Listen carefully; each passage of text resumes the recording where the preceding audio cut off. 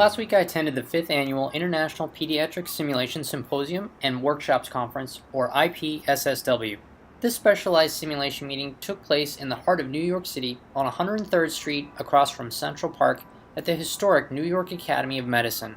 Over 450 pediatric simulation champions from more than 32 countries joined together for the sold-out 3-day event. The meeting had a very multidisciplinary feel, with over 40% of the participants suggesting a nursing or allied health background. This was the first year IPSSW has taken place in the United States, having previously operated around Europe. After the recent horrific Boston bombings, the trauma-based pediatric simulation demonstration rang close to home. The interdisciplinary scenario brought together professionals from a multitude of countries to quickly point out that this was indeed an internationally represented meeting. Dr. Cynthia Brezel, Associate Professor of Media Arts and Sciences at MIT and Director of the Media Lab's Personal Robots Department, provided an insightful keynote on the social robots in pediatric healthcare. Cynthia reminded us that 85% of chronic diseases can be affected by behavior, and then demonstrated how robots can play an important role for influencing humans in social engagements. With a research project addressing weight management, Cynthia and her team created a study to learn if robots could hold the attention of those on a diet longer than normal computer screens or pen and paper. Not surprisingly, the positive feedback, dynamic communication, and positive politeness of the robot provided for a much longer participant engagement. Cynthia believes that such studies showcase the opportunity for robots to become social lubricants, providing non-judgmental and supportive feedback to therapeutic human interventions.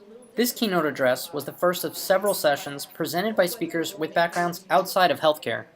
It was entirely refreshing to attend a simulation conference with experts from other fields helping to broaden our community's understanding of the current and future educational opportunities. For example, Catherine Schultz, author of Being Wrong, Adventures in the Margin of Error, warned us about getting stuck in the feeling of needing to be right, suggesting the internal sense of rightness is not a reliable guide to what is going on in the external world. Later that afternoon, I had a chance to talk with Dr. David Grant, recently appointed president of IPSS, about the rapidly expanding meeting and its organization. I'm standing next to David Grant, who is the upcoming president of IPSS, and I will let him explain what that acronym is all about and what we're doing here at the New York Academy of Medicine. Right, okay. So IPSS is the International Pediatric and Perinatal Simulation Society. And it's a group that really was born from an idea, I guess for us as people in pediatric practice, if you think about pediatrics as a specialty, children are mostly well. Mm-hmm. And so if you look at the spectrum of healthcare, children are often the smaller sector, and so the adult healthcare groups are much larger groups than the pediatrics classically within the healthcare spectrum. And so although there are simulation societies both in Europe and in the US and other parts of the world, what we found as pediatric simulation practitioners is, as we went to those meetings, that actually through no fault of those individual organizations, because their membership is much larger adult practice, and so we felt a little bit that often going to those things there were very few elements that dealt specifically with our needs. To specifically provide for those case scenarios that are very rare to even have an opportunity to witness, and then train on those cases that we need to make sure that everyone must be up to speed with, because they're so critical in order to train for. So absolutely. So it's this idea, critical mass volume sort of outcome type ratio that you're describing, and so the high risk, low volume events is exactly what a lot of our simulation programs evolves around. And the reality is that, at times when I trained, it was acceptable for people to learn, if you like, on patients, and there was that learning curve was much closer to the patient.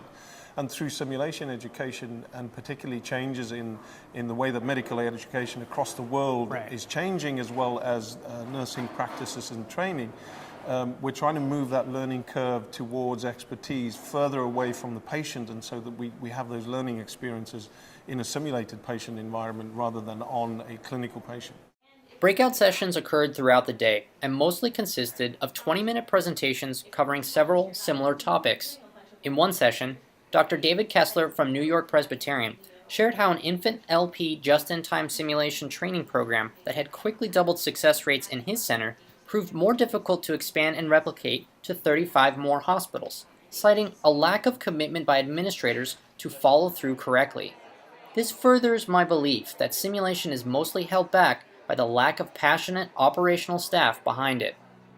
Watch part 2 of our IPSSW coverage by clicking the video below. To stay informed, subscribe to our YouTube channel, visit healthysimulation.com, healthstream.com, and ipedsim.org. Finally, click the speakers below to watch their full interviews.